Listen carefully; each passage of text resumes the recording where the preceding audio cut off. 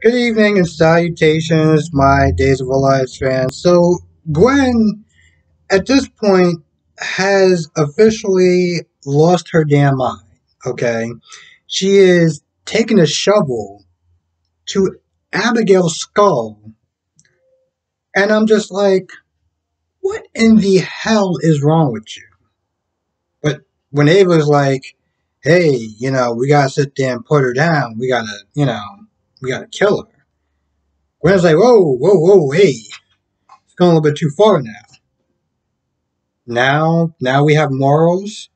Okay, now there's just certain lines we're just not gonna cross. Oh wait, you got those other two murder cases that you practically dodged. So okay, all right, But if it wasn't for those, then you know Abby may have to be 6 feet under. Oh, then a little technical thing about sisters. At this point,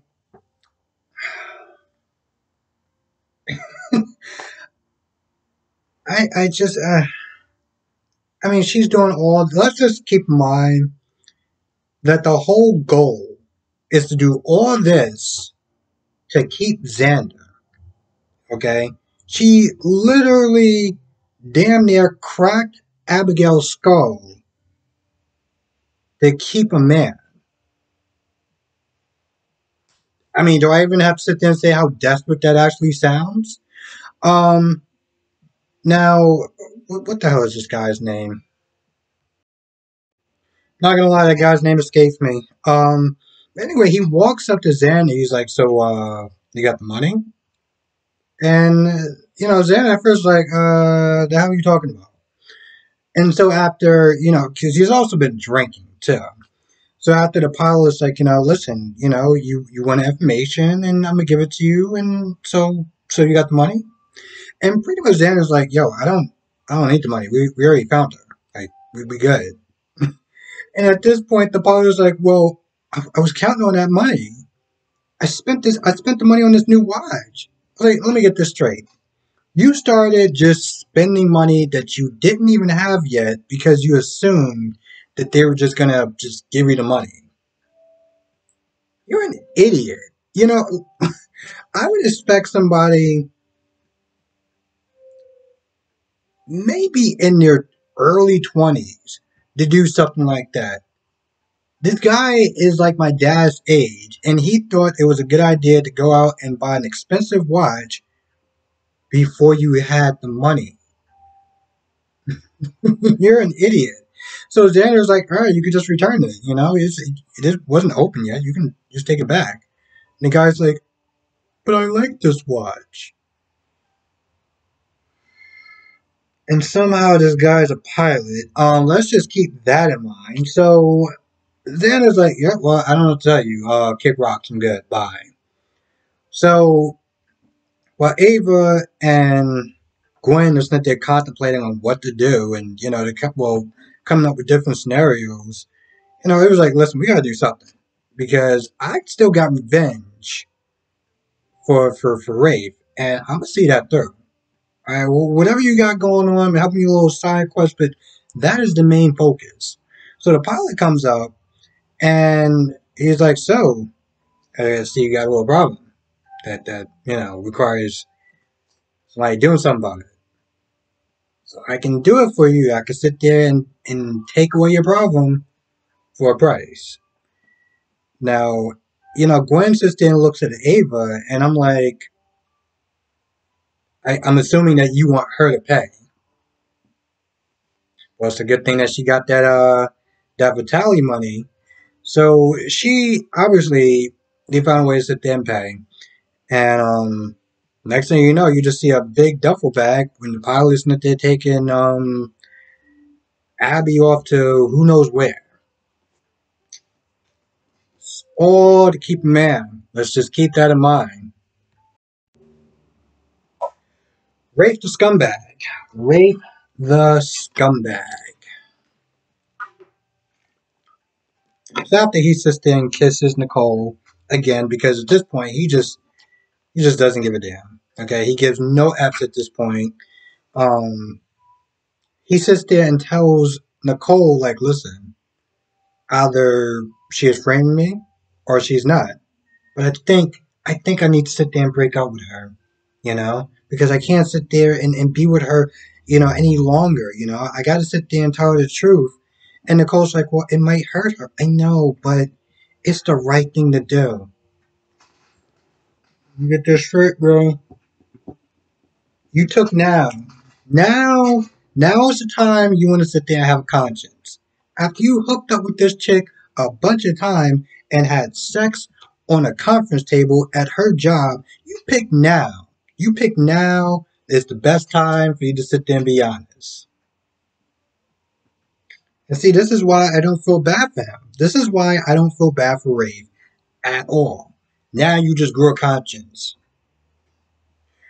And you know what? Nicole is just as trash. Okay, Nicole is just as trash as Rafe.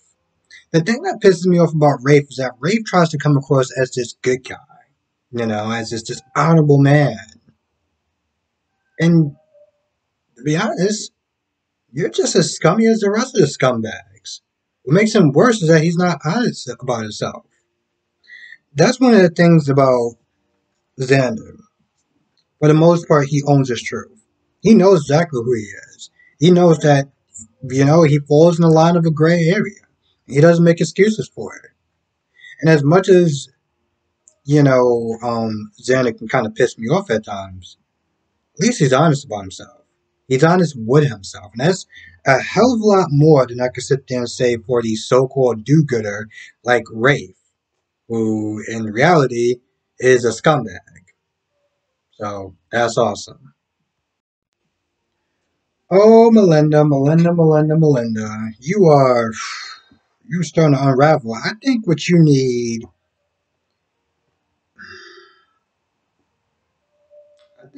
is a man. And I didn't want to sit there and say it like that, but let's be honest. She comes in there and she's talking all sorts of trash to EJ, and she's talking all sorts of trash to Bella and everything like that. And she's like, oh, well, you're a rookie. You did a rookie mistake. And, I'm beating you in court. I'm a better lawyer. And blah, blah, blah, blah, blah. Just really trying to rub it in. I'm like, Jesus Christ, lady. This is after she showed her bias about, oh, I want to sit there and get one of you damn Damaris. Oh, y'all are the same. I was like, all right, you might want to kind of take it a little easy there. But um, after she finished off with her bias, you know, and coming at Bella all hella like jealous, because let's be honest, that's what it really comes down to. Um, her throwing in her face that she won in court. It was like, all right, sweetheart, we get it. And how many times have you been proven wrong? Yeah, you don't like sit there and think about that, do you? So then Sean comes in and Melinda's all like, oh, here come your husband to sit there and fight your battles. I was like, are we in high school now? Is this where we are now? This is the line that we're drawing. We're in high school level. So, after that, Sean says some stuff, and then he kisses, Bella in front of her, and I was like, oh, I'm sorry, where was that energy at? Where did that energy go? Yeah, all that steam, all that passion, all that whatever the hell is going on with you. You had all that energy before. Yeah, yeah. And I'm not gonna lie, I really enjoyed that scene because all it really came down to was as much as this bragging, this, that, and the third. Guess what? She's still going home with someone, and you're going home with yeah, exactly. So after that, she approaches Sean again, and she's like, "I want you to investigate Rafe." And after, Sean's like, he's a good guy, he's a good cop, everyone likes him, he's respected, blah, blah, blah, blah, blah. Leonard's like, yeah, I need you to do it anyway. Because if you don't do it, I'm going to sit there and think that you're covering for him. So do it. Hell, said that I'm quote unquote making it easier for you and started with a case that probably happened a couple of nights ago, I'm assuming. So anyway, He comes over to Ray's place. He knocks on the door, and Rafe is just sitting there looking at the call. I was like, bro, you gonna answer the door? Or you got a butler now? No? So you're just gonna leave this man just outside in the cold? Okay, that's nice. So he opens the door, and pretty much, long story short, Sean's like, yeah, I'm here to arrest you. And Rafe was like, what? Like, he just has this shocked look on his face. Now, it does suck that he is being railroaded for, something that he didn't do. As far as the whole being an innocent. But you screwed Ava over, and you are getting exactly, what am I saying? You know what? If this was a different case, a different scenario, then yeah, I would feel bad for him. But no, I'm taking that back. You deserve all the smoke that Ava Smith had given you. And she came in just in time with I guess a cake or whatever. Sit there and watch Rafe get handcuffed. And I'm gonna be honest, I enjoyed the living hell out of that. I really did. And of course, Melinda came in there to gloat to EJ, talking about, "Oh well, you're enjoying your stay. You looking all like crap, but you're gonna have a visitor soon, because that's okay." All right, Melinda. This is how you get your jollies. This is actually pretty sad because you are a very hot woman, and the fact that you are acting this petty, this high school level petty, is just like, damn, damn. That's really all I gotta say about that. Now, at some point, Chad comes over to. He's trying to find Abigail. He comes over to Xander's place, looking for Abigail, and tells her about what Abigail was working on, as far as like that may not be. She felt like that wasn't the real Sarah, and went through this whole thing with Gwen and everything like that, and Kristen. And after a while, it got Xander Smith to thinking, as far as like, what was that really the real Sarah? So later on, after Chad leaves, Gwen comes by. And Chad's like, I had a funny discussion with Chad about like mass. It was really crazy. And Gwen was like, oh really? Tell me more about it. Okay, Gwen, let's just see how long you can keep this poker face for. I guess you're gonna have to, because clearly your life depends on it. To keep I'm not gonna lie, I can't sit and say that with a straight face. I couldn't even finish that damn sentence, to be honest. Now, when Bella first came by Chad's place, Chad was like, "Yo," because Bella wanted to come by to get him some hair, some hair products and some toiletries and stuff like that. And Chad was like, "Yo, I'm not helping him do anything." And talking about the whole Abigail incident. So Bella comes back to EJ's interrogation holding cell, well, interrogation room, and was like, "Yo, I heard a crazy story about you doing XYZ to Abigail." And EJ's like, the hell are you talking about? I didn't do anything. Now, I kind of forgot for a minute that there was a point where Abigail left, where Bella left, so this way, EJ could sit there and sign the papers, um, for Johnny. And EJ was like, well, you must have saw me at some point. Like, if I left, you would have saw me.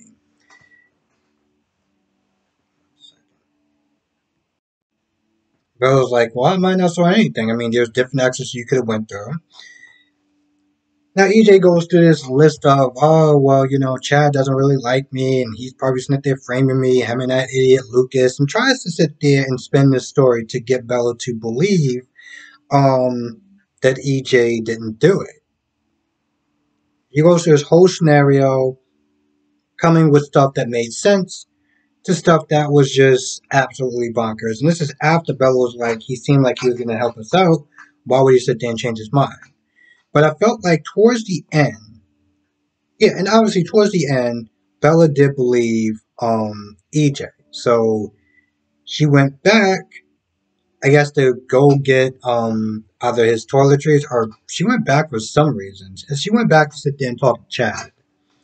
I was like, yo, listen, I don't really give a damn about EG right now. I'm sitting there looking for Abigail. I can't find her. She's not answering the phone. Um, I don't got time for that. And that's pretty much where it ends, more or less. Now, I mean, I gotta sit there and say, I definitely did like this episode. I definitely did like this episode. And even though I'm sitting there talking about the whole Gwen knocking over, knocking out Abigail and pretty much kind of flying her to some island where she'll never be seen for a very long time. Um, well, I think I mean, on one hand, they're doing something. Okay, stuff is going on, stuff is happening, and I think that's great. It definitely keeps it from being boring. Something I don't like. With that being said, I'm like, let's just sit there and think about this as a whole. You're doing all this. You literally knocked out your sister and sent her on some island to not be seen for a very long time, away from her kids, away from her family, because you want to keep a man in your life. Are you kidding me? I, now the thing is, when everything does come into light, I mean, Gwen is she's going to be going to jail for a while. Let's see, assault, kidnapping. I don't know if impersonation is a crime, but whatever. Point is, she's racking up a lot of charges. She is racking up a lot of charges, and I'm pretty sure Melinda is desperate for a win at this point, like a win that she can actually get. Um, I mean, let's be honest, she had Gwen Desta right before, but she traded it all away because she wants to then get back at Kristen. She wants to then get revenge on Kristen. So what will wind up happening? They went free, and she still lost Kristen. So in the end, she didn't really get anyone. But yeah, she's going to sit there and come at Sean talking about, oh, well, this department is a joke, and the criminals get away, this, that, and the third. It was like, sweetheart, what is your job again? And how many times did you mess up? Damn. I got tired just at the accounting. Oh, Melinda.